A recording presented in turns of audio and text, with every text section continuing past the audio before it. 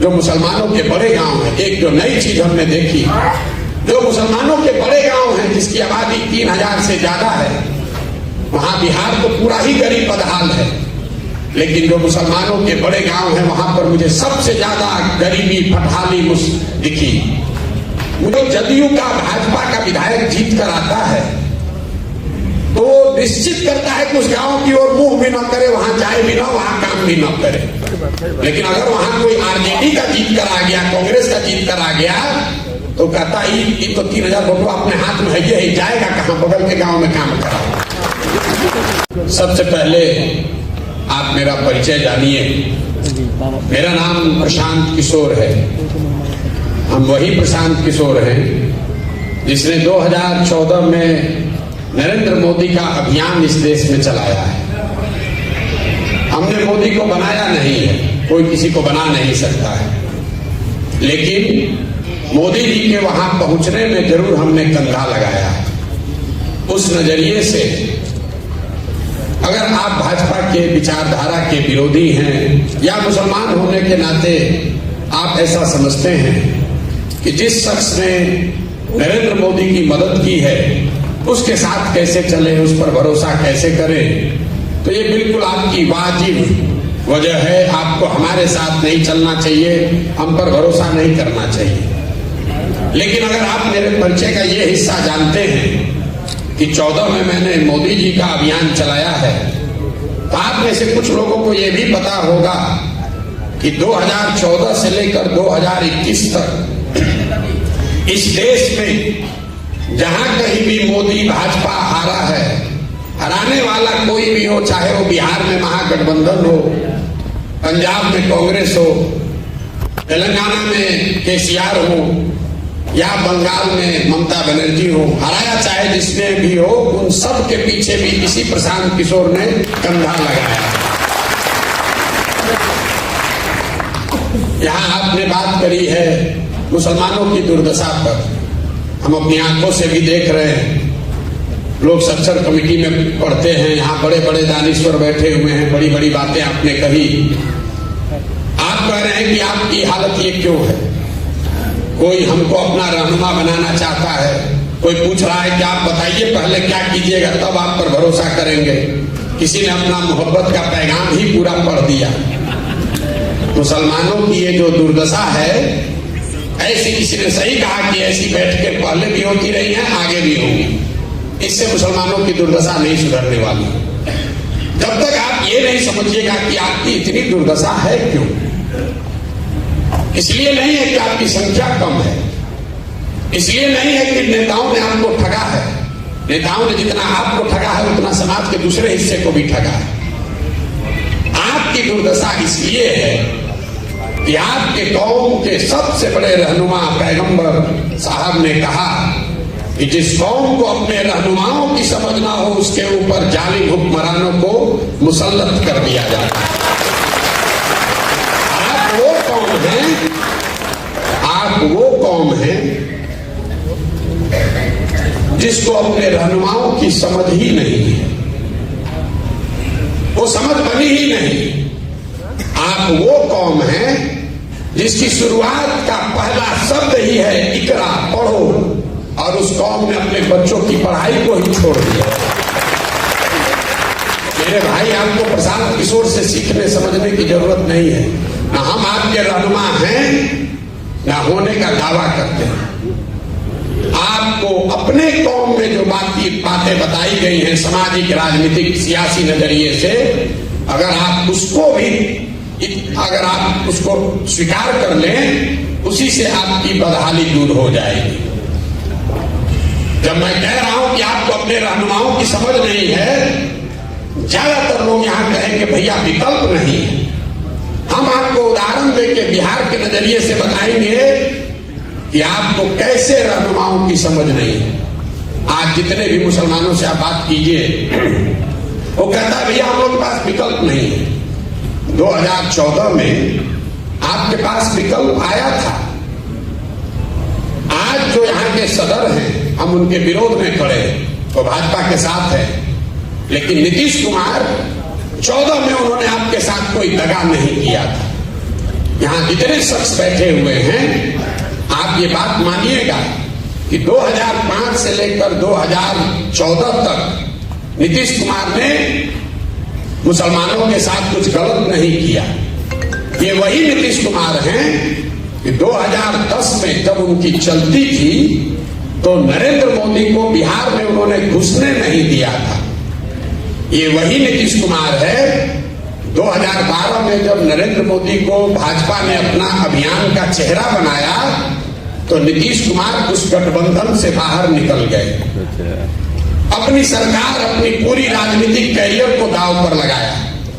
लेकिन वही नीतीश कुमार जब 2014 में चुनाव के मैदान में आए तो यहां बैठकर बड़ी बड़ी बात कहने वाले कौम के जो रहनुमा हैं, आपने नीतीश कुमार को रहनुमा नहीं बनाया, तब आप लालटेन पकड़कर घूमने लगे। मेरे भाई, अगर आप दगा करोगे तो आपके साथ भी कोई दगा करेगा। आपने नीतीश कुमार के साथ भलाई का काम नहीं किया तो नीतीश कुमार अगली बार जीत कर आया जब 15 में आपके वोट से, हम नीतीश जी के साथ थे, हमने महागठबंधन बनवाया था। नीतीश जी हमको हमेशा कहते थे, प्रशांत जी कुछ भी कह लीजिए, मुसलमान हम लोग के साथ रहेगा नहीं। तो जैसे ही उनको मौका लगा, आपको ठग कर भाजपा की ओर चला गया। लेकिन मुसलमानों की राजनीतिक सलाहियत को आप देखिए, वही नीतीश कुमार अभी 1.5-2 साल पहले फिर भाजपा को छोड़कर महागठबंधन में आ गए, इंडिया अलायंस बनाए और सारे मुसलमानों को लगा कि अब यही नया रहनुमा है जो हम लोग को देश में बचाएगा। अब वो आदमी चुनाव से पहले ही फिर आपको छोड़कर भाग गए। ये आपको क्या बताता है? जब आपको नीतीश कुमार को रहनुमा बनाना था तब आपने उनको माना नहीं। जब उस पर भरोसा नहीं करना था तब आपने उसको रहनुमा बनाकर उन्हीं के कहने पर इंडिया अलायंस के भरोसे देश का चुनाव लड़ने वाले थे। पता चला चुनाव से पहले ही भाग गया। ये तो भला हो कि चुनाव से पहले भागा, लेकिन अगर नहीं भागे होते तो हम आपको लिख के देते, यहाँ जितने जितने दानीश्वर को मुसलमान बैठे हो, समझदार बौद्धिक तौर पर प्रबुद्ध लोग, सब लोग जाकर आप लोग नीतीश को वोट देते, जीतने के बाद वो आदमी भागता।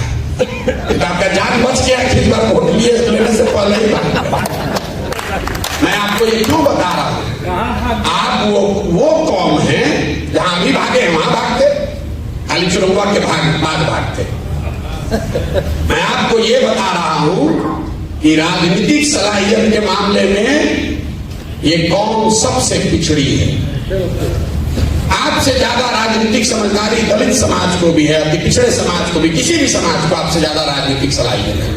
तो यही बात मैंने आपको कहा कि पैगंबर साहब ने कहा कि जिस कौम को अपनी रहनुमाओं की समझ ना हो उसके ऊपर जालिम हुक्मरानों को मुसल्लत किया जाता है।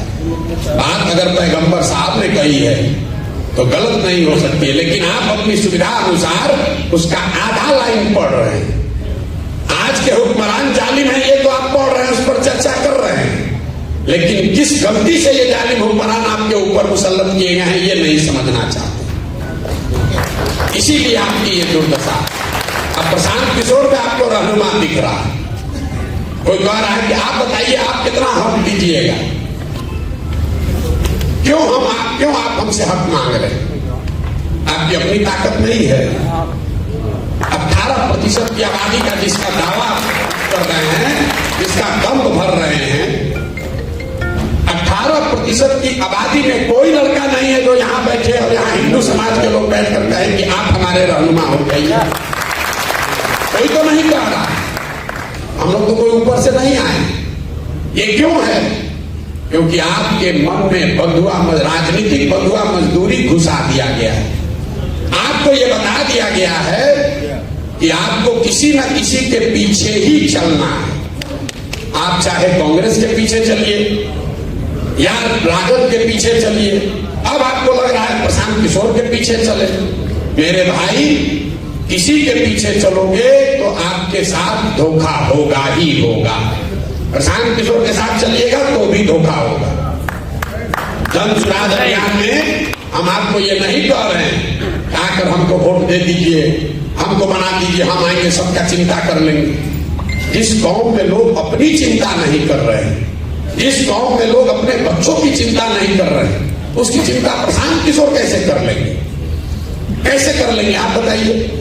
हम गांव में चलते हैं, जो मुसलमानों के बड़े गांव हैं, एक जो नई चीज हमने देखी, जो मुसलमानों के बड़े गांव हैं जिसकी आबादी 3000 से ज्यादा है, वहां बिहार तो पूरा ही गरीब बदहाल है, लेकिन जो मुसलमानों के बड़े गांव हैं वहां पर मुझे सबसे ज्यादा गरीबी फटहाली दिखी। मुझे बाद में जब कुछ महीने चल लिया तो मैंने इस बात को गौर किया कि भाई ऐसा कैसे है कि जो बड़े मुसलमानों के गांव हैं उनकी हालात मिक्स आबादी वाले मुसलमानों के गांव से या मुसलमानों के छोटे गांव के मुकाबले ज्यादा खराब है। ऐसा क्यों है? ऐसा इसलिए है, जब हमने उसका अध्ययन कराया तो ये पाया कि जो मुसलमानों के 3000 से ज्यादा आबादी वाले गांव हैं उनको सियासी तौर पर, राजनीतिक तौर पर चिन्हित कर लिया गया है। तो जब कोई जदयू का, भाजपा का विधायक जीत कर आता है तो निश्चित करता है कि उस गांव की ओर मुंह भी न करे, वहां जाए भी ना, वहां काम भी न करे। लेकिन अगर वहां कोई आरजेडी का जीत कर आ गया, कांग्रेस का जीत कर आ गया, तो कहता ही तो 3000 वोट अपने हाथ में है, ये जाएगा कहां? बगल के गांव में काम करा। जो मुसलमानों के बड़े गांव हैं उनकी हालात, अगर हमारी बात पर आपको भरोसा नहीं है तो यहां पर जितने लोग बैठे हुए हैं, आप चंपारण में चलिए, बिना आंकड़ा देखे हुए चंपारण में सबसे पिछड़ा अगर कोई प्रखंड है तो मझौलिया प्रखंड है, क्योंकि वहां मुसलमानों की आबादी सबसे ज्यादा है। आप सीतामढ़ी चलिए, वहां का सबसे पिछड़ा प्रखंड अगर कोई है तो बरगेनिया है, क्योंकि वहां 1 लाख से ज्यादा मुसलमान है। दरभंगा में, मधुबनी में, बिना आंख बंद करके किसी जिले का जो सबसे पिछड़ा प्रखंड है उस पर उंगली डालिए, वहां पर मुसलमानों की संख्या सबसे ज्यादा होगी। और आपको दिख ही नहीं रहा है।